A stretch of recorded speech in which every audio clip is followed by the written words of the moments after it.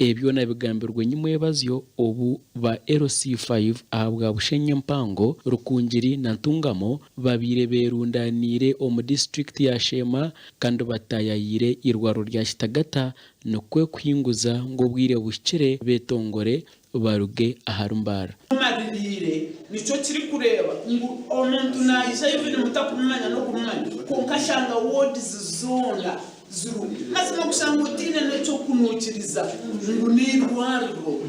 when this happened when Mulago was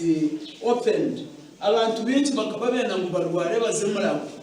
harimo na radio harimo na ki so this is the real Kitagata I am now seeing ngweri rwaro emirimo yekora emirimo obuhereza abantu tusemeye kudukuza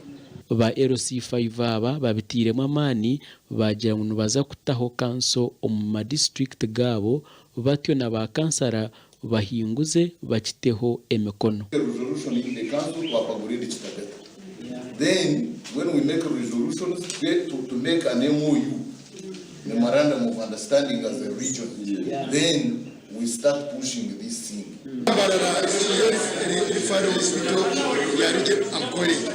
Kandi mbarara ubekabari referral hospital tushine district yiki atwine district